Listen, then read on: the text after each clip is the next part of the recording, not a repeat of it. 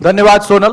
तो जैसा इसके पहले मिश्रा जी ने बहुत अच्छा चौपाइयों से हमारा ज्ञान वर्धन किया और एक संदेश वहां से निकल कर जाता है कि पीढ़ियां गुजरती चली गई, लेकिन उन चौपाइयों का असर तब भी कितना था, अब भी कितना है और भविष्य में भी कितना होना चाहिए। साहिल भाई, चूंकि आप युवा नेता के तौर पर राजनीति करते हो, हमारे देश के जो बुजुर्ग पीढ़ी थी और जो विदेशों में भी हमारी बुजुर्ग पीढ़ी बैठी हुई है, या देश दुनिया के तमाम लोग, शायद सोचा नहीं होगा कि इस उम्र में रहते रहते, इस जीवन में रहते रहते राम मंदिर का निर्माण देख पाएंगे। लेकिन वो काम हुआ, कोर्ट के आदेश पर हुआ, बीजेपी सत्ता में थी, बहुत तेज गति से काम कराया गया।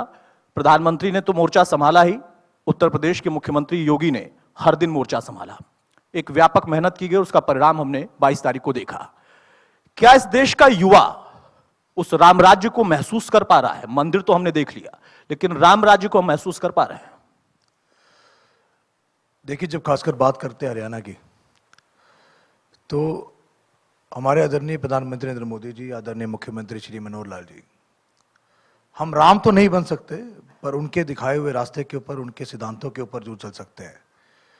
और हमारे आदरणीय प्रधानमंत्री नरेंद्र मोदी जी ने और मुख्यमंत्री मनोहर लाल जी ने, दोनों ने ये साबित कर दिया कि वो किस प्रकार जो राम राज्य के अंदर लोग एक अपेक्षा करते हैं, युवा एक अपेक्षा करता है कि हमारे यहाँ बिना भेदभाव के, बिना किसी सिफारिश के, बिना किसी खर्ची के हमें नौकरी मिले, हम मेरिट के ऊपर। आज हमारे हरियाणा के अंदर युवाओं को एक बात का भरोसा है कि एक ऐसी सरकार, ऐसे नेता हमें मिले हैं जो एक राम भगवान के सिद्धांतों के ऊपर चल रहे हैं। हर युवा को वो चाहते हैं आगे बढ़ाना।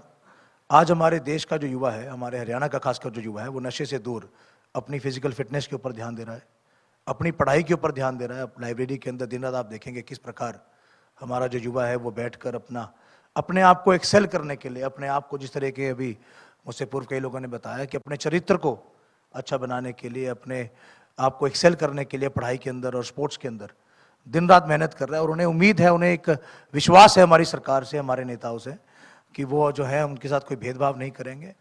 आज हमारा यूथ जो है वो बहुत आगे निकल रहा है। और हमने पहले भी देखा किस प्रकार पंजाब के अंदर, क्योंकि एक जो नशा है पंजाब के अंदर, वो हम सब किसी से छुपा नहीं है, किस प्रकार वहाँ पर ये समस्या आई। और समाज के अंदर, क्योंकि आज का ये कलयुग के अंदर रावण है, तो इस रावण के लिए हम सभी को, समाज को, सभी को आहुति डाल के इसे लड़ना पड़ेगा। तो आदरणीय मुख्यमंत्री श्री मनोहर लाल जी ने शुरुआत करी है युवाओं को आगे लेके आने के लिए और नशे से दूर रखने के लिए। उन्होंने ये प्रयास करी कि जो युवा है वो आगे कैसे बढ़े। तो आज हमारे यहाँ मेरिट के ऊपर, और अब तो हरियाणा कौशल के अंदर भी आप देख सकते हैं कि किस प्रकार हमारे यहाँ का जो युवा है, जो अपनी स्किल्स के अंदर, और जिस युवा को जरूरत है, क्योंकि परिवार पहचान पत्र एक हमारे यहाँ ऐसी चीज, जैसी योजना लाई गई जो और बहुत सारे प्रदेश हैं जो उसको कॉपी करना चाहते हैं।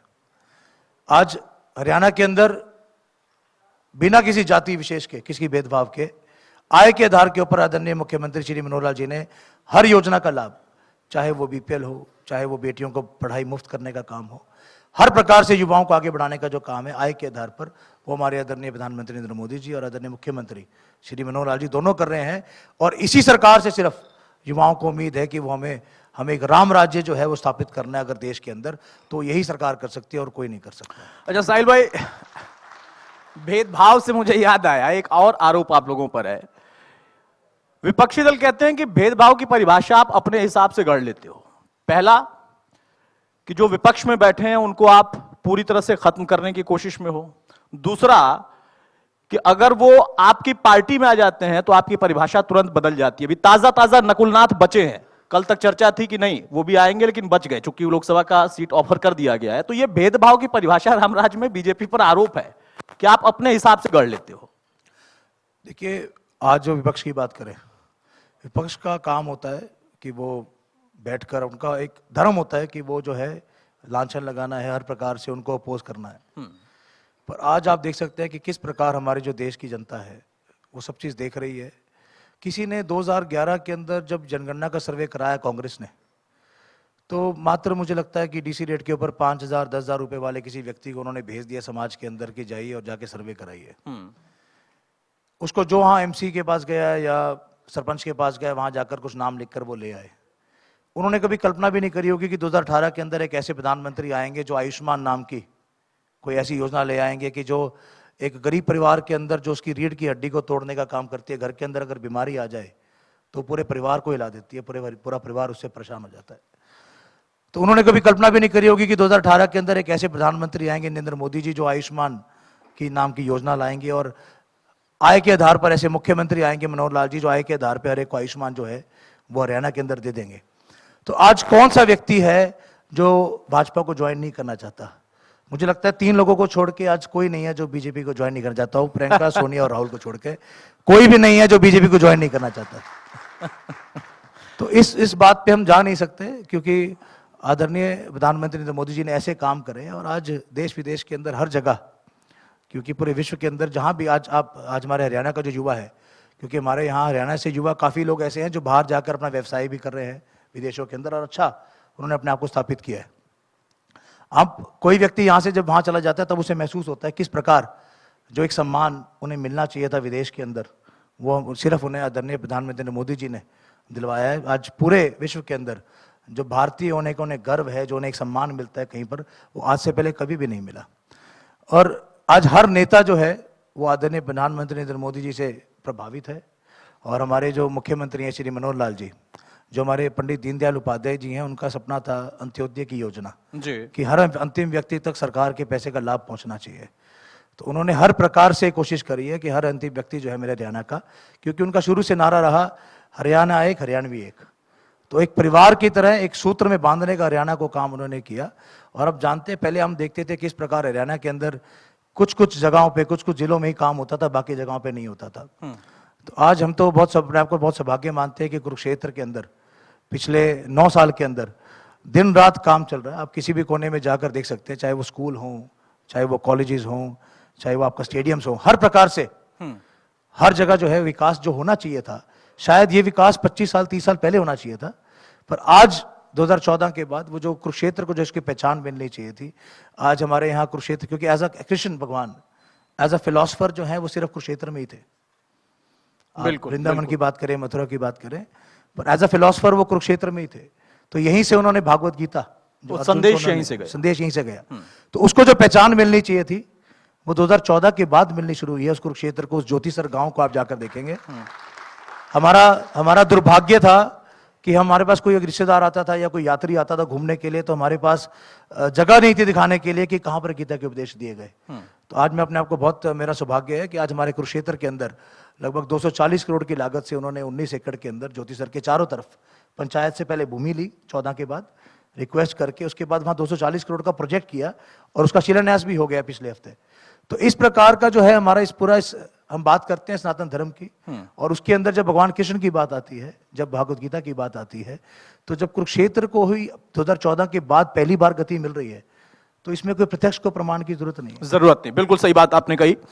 और जब आपने जिक्र किया इस बात का कि 3 नाम को छोड़कर बाकी कोई ऐसा है नहीं जो बीजेपी में आना नहीं चाहता है, तो मुझे आज का ही वो प्रकरण याद आ गया।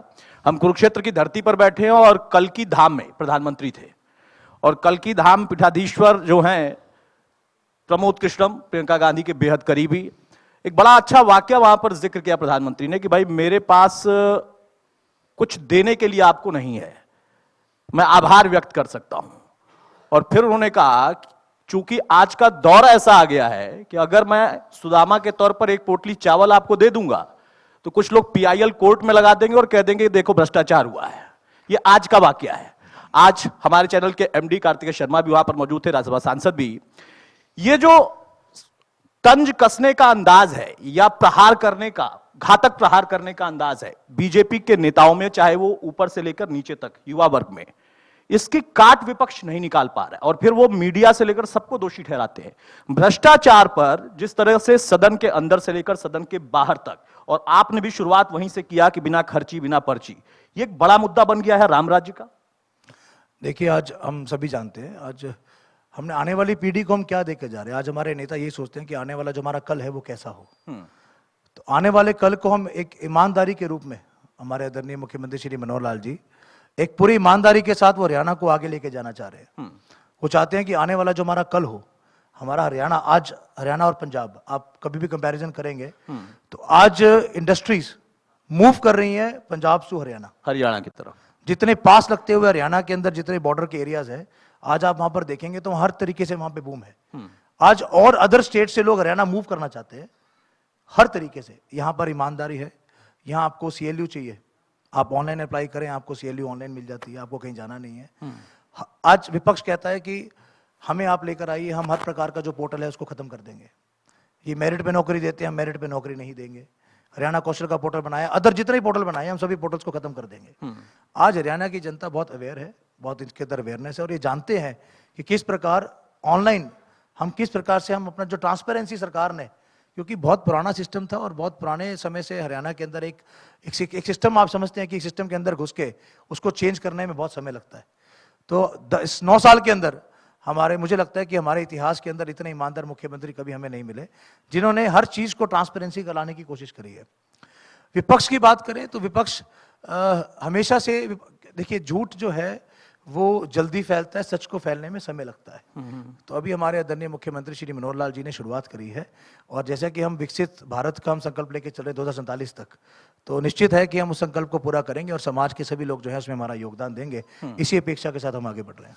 चलिए, एक आखिरी सवाल ही आपसे लूंगा। लोकसभा के अंदर प्रधानमंत्री ने जब इस बात का जिक्र किया तो विपक्ष बड़ा हमलावर हुआ कि भाई सदन के अंदर आप दावा कैसे कर सकते हैं कि इस बार 270, 370 हम और 400 पार NDA। कई लोगों ने कहा कि फिर चुनाव की जरूरत ही क्या है, ये तो सब धांधली है, तमाम तरह की चीजें। फिर रेवाड़ी में जब वो सौगात देने आया तो वहां से उन्होंने इस बात का फिर से जिक्र किया और कोट करके कहा कि 370 हटाने वालों के माथे का तिलक 370 से होगा, जनता करेगी और NDA 400 पार जाएगा। ये एक नया नारा निकल कर आया। आज ही कल की धाम में एक और नया नारा निकला है।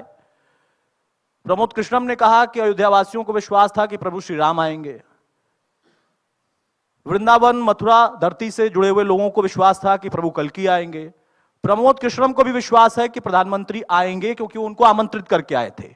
यही विश्वास आप लोगों को है कि जनता भी कह रही है कि आप लोग आएंगे, या ओवर कॉन्फिडेंस है क्योंकि विपक्ष कह रहा है हमारा गठबंधन बड़ा मजबूत बन गया है, जिसमें आपने सेंधमारी तो शुरू कर दिया? देखिए, मैं आपको छोटा सा बताता हूं कि भाजपा के अंदर इसका जो कार्यकर्ता है वो कार्यकर्ता इसकी नींव है। भाजपा का जो कार्यकर्ता है ना तो कभी वो मस्त होता है ना कभी प्रस्त होता है। 24 घंटे हम लोग संगठन को मजबूत करने के अंदर काम करते हैं। आज आप हरियाणा की बात करें, हरियाणा के अंदर ही आप देख सकते हैं कि अभी तक MP MLA तो दूर की बात है, अभी तक जिलाध्यक्ष भी नहीं बना पाई कांग्रेस। हरियाणा के अंदर किसी जिले में जिलाध्यक्ष नहीं है। नहीं, वो कहते हैं हरियाणा में सब ठीक है, उनका बिल्कुल सही चल रहा है, जिलाध्यक्ष ही नहीं है। नहीं, वो कहते हैं फिर भी कोई जरूरत नहीं है ना, उनका संगठन बहुत देखिए मजबूत है। संगठन, फिर हमसे क्यों पूछते हैं कि पन्ना प्रमुख क्या है? आप क्यों बना देते हैं? वो नहीं बना पा रहा। बहुत निचले इकाई तक हमारे संगठन के अंदर आपने अगर देखी हो कभी रचना भाजपा के अंदर, कि इसका जो कार्यकर्ता है वो हमेशा अपने त्याग, तपस्या, बलिदान के लिए, कोई तनख्वाह नहीं मिलती, कोई सैलरी नहीं मिलती किसी कार्यकर्ता को।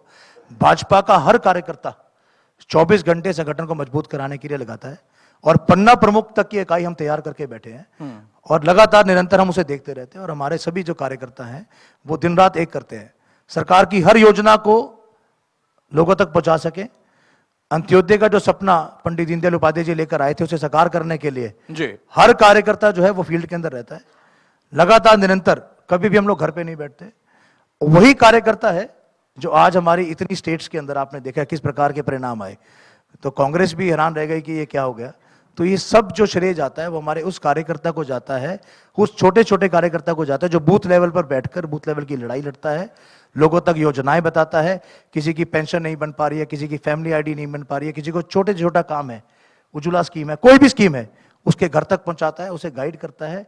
और अंत में फिर जब वोटिंग का दिन आता है तो उसे रिक्वेस्ट करके, क्योंकि एक संस्कार आपको जो चीज देखने को मिलेगी, एक विचारधारा जो है, एक संस्कार जो है वो भाजपा के जो कार्यकर्ता के अंदर देखने को मिलेंगे, वो किसी भी और पार्टी के कार्यकर्ता में आपको देखने को नहीं मिलेंगे। अच्छा, हैरान होने वाली बात से मुझे एक सवाल और याद आ गया। आपने कहा कांग्रेस हैरान हो गई। कांग्रेस हैरान हुई कि नहीं मुझे नहीं पता है, लेकिन राहुल गांधी बहुत हैरान हो गए थे। उनका कहना है कि मैं हर बार तीर बिल्कुल निशाने पर मारता हूं, फिर भी पता नहीं वोट उधर चला जाता है। देखिए, मैं फिर वही बात कहूंगा कि आज पूरे देश के अंदर बहुत खुशी की लहर है। बहुत लंबे अरसे के बाद जो है हमारे यहाँ सनातन धर्म के अंदर कोई ऐसे हमारे प्रधानमंत्री आए जिन्होंने हमारी इस सनातन धर्म की उस भावनाओं को समझा, उस पीड़ा को समझा। और आज हमारे बहुत खुशी है सभी को कि हमारे जो सनातन धर्म है उसे आगे लेके जाने के लिए कोई ऐसे व्यक्ति हमें मिले हैं जो काम कर रहे हैं। आज पूरे देश के अंदर एक से एक नई योजनाएं आ रही हैं। आदरणीय मनोहर लाल जी ने अभी बेटियों को आगे लेके आने के लिए भी आपको मालूम होगा रिजर्वेशन बढ़ाया, उनकी पढ़ाई जो है बीपीएल परिवारों की पढ़ाई 100% माफ़ कर दी। 3 लाख तक के जितने बच्चे थे उनकी आधी 50% जो है वो बेटियों की पढ़ाई जो है प्राइवेट में पढ़े सरकारी में पढ़े वो माफ़ कर दी। तो इस प्रकार की ऐसी योजनाओं के साथ जो है वो आगे लेके जा रहे हैं और जनता समझती है। आप जनता को अब वो समय नहीं है कि आप सोचें कि आपको इसी प्रकार का कोई झूठ फैला देंगे। सच्चाई से जनता देख चुकी है और उसी का परिणाम जो है वो आपको ईवीएम में देखने को मिलता है। अब वो तीर कहाँ लगाते हैं या कहाँ नहीं लगाते हैं मालूम नहीं है। जो काम ये करे हैं, एक मैं इंटरव्यू पढ़ रहा था उसके अंदर एक कांग्रेस के पुराने नेता थे, वो बता रहे थे कि हमने बहुत पहले इंदिरा गांधी जी को ये बात कही थी कि धारा 370 आपको हटानी पड़ेगी, राम मंदिर आपको बनाना पड़ेगा। तो बहुत सारी ये चीज़ें जो हैं ये शायद 50 साल पहले 60 साल पहले उनको समझ में आ गई थी, पर वो करना नहीं चाहते थे कहीं ना कहीं। तो आदरणीय हमारे प्रधानमंत्री नरेंद्र मोदी जी ने इन चीज़ों को उन्होंने धरातल पे उतारा है और आज जनता जो है वो सब समझती है और उनको बहुत इस चीज़ से एक आत्मीयता जो है उनकी मोदी जी के साथ बहुत आत्मीयता है। तो वो चीज़ जो है वो आपको ईवीएम में जो है सभी को देखने को मिलेगी। ये कॉन्फिडेंस नहीं है, ये मैं हर उस कार्यकर्ता के दम पे उसके बिहाफ पे बोल रहा हूँ कि जो फील्ड के अंदर जाता है काम करता है। और आदरणीय प्रधानमंत्री मोदी जी से आज जो लगाव है लोगों का वो बहुत ज़्यादा लगाव है। तो हमें देखने को मिलेगा किस प्रकार 370 उन्होंने कहा है, हम सभी कार्यकर्ता प्रयास करेंगे कि अब की बार 400 पार जाए। चलिए, वो आपको शुभकामनाएं भाई, वो उस पर मैं कोई कमेंट नहीं करता, वो राजनीतिक व्यक्ति लोगों का कमेंट करने का अधिकार बनता है। हाँ, हम उस पर नजर रख सकते हैं, चर्चा कर सकते हैं और जब नतीजे आए तो उसके बारे में वर्णन कर सकते हैं विस्तार से कि आखिर ये क्यों हुआ, कैसे हुआ और हुआ तो इसको विपक्ष क्यों नहीं समझ पाया। बहुत शुक्रिया साहिल भाई हमारे साथ जुड़ने के लिए। तो युवाओं का भी साथ है, लेकिन अब वो युवा बाकी अन्य दलों में अगर हैं तो वो फिर कितना इनसे जुड़ पाते हैं, इस पार्टी से जुड़ पाते हैं, ये भी देखना होगा। साहिल भाई थोड़ा सा इंतजार करिए। सोनल, युवा नेतृत्व पर देश को बहुत भरोसा है और बहुत सारी उम्मीदें भी हैं। ये एक सप्रेम भेंट इंडिया न्यूज़ हरियाणा की तरफ से साहिल आपके लिए श्री रामचरितमानस, क्योंकि हर मेहमान को हम रामचरितमानस भेंट कर रहे हैं क्योंकि उसमें प्रभु राम का वो किरदार है जिससे वो मर्यादा पुरुषोत्तम बने। उन मर्यादाओं का हम ख्याल रख सकें, उन मर्यादाओं पर हम चल सकें, उनका हम निर्वहन कर सकें, यही हमारी उम्मीद है। और हमारा